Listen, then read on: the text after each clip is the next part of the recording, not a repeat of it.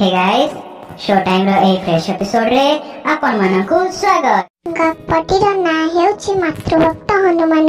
प्रभु रामचंद्र राजा हेबा परे अयोध्या उत्सव मुखर होई उठुथाय। अनेक राजा रामंक दर्शन पाई आसुथांती। काशी राजा सुरसेन मध्य रामंक दर्शन पाई आसीथांती। देवर्षि नारदंक कथारे पड़ी से रामंक दर्शन समय विश्वामित्रंकु प्रणाम कले नहीं। एथिरे विश्वामित्र बड़ अपमान बोध कले। रागरे तांको आखि लाल होइगला। एही अपमानर प्रतिशोध नेबा पाई से रामंकु कहिले। राम मध्य गुरुंकर एही अपमानरे रागी गले। काली संज आगर दोषीर मुंड को गुरुंक पाद तले पकाइबाको से शपथ नेले। एहा देखि काशी राजा नारदंक शरण पशिले। नारद उपाय बाहर कले। से हनुमानक माँ अंजनांक पाखरु सुरसेनंकु नेई गले। काशी राजा अंजनांक पाद तले पड़ी माँ मोते रक्षा कर बोली कहिले। अंजना राजांकु तळु उठाई कहिले, मोते तुमे माँ बोली कहिछ, तुमर कौन होइछि कुह, मु तुमको निश्चय रक्षा करिबी। एहा सुनी काशी राजा समस्त कथा कहिले। अंजना बड़ आड़ुआरे पड़िले। गोटे पाखरे प्रभु रामचंद्रंक शपथ, अन्य पाखरे निजर वचन, केउटी को रखिबे किछि ठीक करि पारिले नहीं। शेषरे निजर पुओ महाबली हनुमानंक मन पकाइले। एणे माँ को कथा मने पड़िबारु हनुमान प्रभु राम को कही माँ को पाखकु आसिले। हनुमान माँ को पाखरे पहुँची प्रणाम कले और पाद धूली नेले। सबु दुख सुख पचारि बुझिले। हनुमान देखिले माँ को मन भल नहीं। से बड़ विरस देखा जाउछंती। कौन माँ कौन पाई माँ दुखित ताहा से बुझी पारिले नहीं। माँ को एपरी भाव देखि हनुमान सही पारिले नहीं। से बड़ विचलित होई पड़िले। गर्भधारिणी माँ को दुख जदि दूर करि पारिबेनी तेबे से प्रभु भक्ति को धिक, से पुओ हेबा धिक बोली भाबिले। से जहा हेउ आउ डेरी न करी माँ को तांको मन दुखर कारण बारंबार पचारिले। माँ कहिले, देख तू जदि मो कथा रखिबु तेबे मु कहिबी।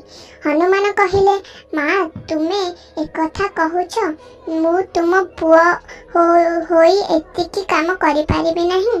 माँ कहिले, तू आग शपथ कर तेबे जाई कहिबी। हनुमान डेरी न करी संगे संगे माँ को पाद धूली नहीं शपथ कले। एहा परे माँ कहिले, देख एई लोक जनक मोर शरण नैछि, तार जीवन प्रति विपद अछि। मु तार जीवन रक्षा पाई कथा देइछि, तेणु तार जीवन रक्षा दायित्व मु तो ऊपर छाड़िली। एहा सुनी हनुमान पुणी माँ को पाद धूली नहीं शपथ करी कहिले, माँ मु राम भक्त हनुमान कहूछि, तुम कथा निश्चय रखिबी। तेबे कुह किए तार शत्रु। अंजना कहिले, आउ केही नुहंती हनुमान, से हेउछंती तोर प्रभु राम। एहा सुनिबा परे हनुमान महा अड़ुआरे पड़िले। निजर प्रभु रामंक विरोध रे से किछि करि पारिबेनी नहीं बोली कहिले। एहा सुनी माँ दुखित हुए कहिले, तेबे कुह हनु माँ ओ प्रभुंक भितर बड़ किए। हनुमान आहुरी अड़ुआरे पड़िगले। कि उत्तर देबे भाभी पारिला नहीं। माँ पुणी पचारिले, जदि उत्तर मिलु नहीं तेबे तो प्रभुंक पाखକୁ जाई तांको एही प्रश्न कर, तांको ठारू ही एही उत्तर मिल पारिबो। एहा परे हनुमान सीधा चली गले अयोध्या को। सेठारे पहुँची प्रभु राम को प्रणाम कले। राम हनुमान को मन दुख थिबार देखि एहार कारण पचारिले एवं कि बर मागुछ माग बोली कहिले। माँ କରିବାକୁ प्रश्न हनुमान राम को पचारिले। प्रभु हसी हसी कहिले, संसार रे माँ ही सबुठु बड़। हनुमान तांकर प्रश्नर उत्तर पाइगले। हाँ प्रभु राम पुणी कहिले, हाँ तुमे की बर मागुछ माग। हनुमान कहिले, हे प्रभु तुमे जेबे बर देबाकु मन करिछ तेबे एही बरटी दिय। जिए राम नाम धरी डाकिब मु ताकु रक्षा करिबी। प्रभु कहिले, ताहा हेउ। एहा परे हनुमान फेरी आसी काशी राजांको पाखरे पहुँचिले। सरजू नदी रे ठिया होई एक मनरे राम नाम जपिबाकू हनुमान राजांको कहिले। काशी राजा ताहा ही कले ओ हनुमान तांको जगी रहिले। राति पाहिबारु रामंकु तांको शपथ कथा विश्वामित्र मने पकाई देले। राम अपेक्षा न करी काशी राजांको पाखरु ब्रह्मसर मागिले। एने रामंकर बर पाई हनुमान कहिले, ब्रह्मसर फेरी आसिला। एहा देखि राम आश्चर्य हेले। एहार कारण किछि बुझी न पारी नदी कूलकू गले। सेठारे काशी राजा राम नाम जपुथिबा ओ हनुमान तांको जगिथिबा देखिले।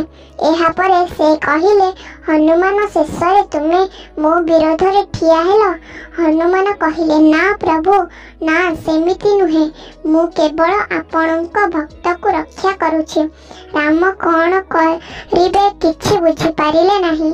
सहसा विश्वामित्र सेठारे पहुँची रागरे अथर होई पड़िले। राम एहा देखि पुणी सर मारिबारु बाहरिले। हनुमान किंतु तांको कथारु तिले हटिले नाही। महा संकट पड़िला। एही समय रे सेठारे नारद मुनि आसी पहुँची गले। से काशी राजा को विश्वामित्रर पाद तले पड़िबाकू कहिले। राजा सुरसेन ताही कले। एहा परे नारद कहिले, हे प्रभु काशी राजा मुंड विश्वामित्रଙ୍କ पाद तले लेटाई देबाकू आपण शपथ करिथिले। एबे देखंतु तांको मुंड किपरि विश्वामित्रଙ୍କ पाद तले पड़िछि। एथिरे ही आपणଙ୍କ शपथ पूरण हैला। एहा देखि राम खुशी हेले, विश्वामित्र मध्य खुशी हेले। प्रभु राम हनुमानଙ୍କ प्रभु भक्ति सह एपरि मातृभक्ति देखि तांको कोळ कले ओ आशीष देले।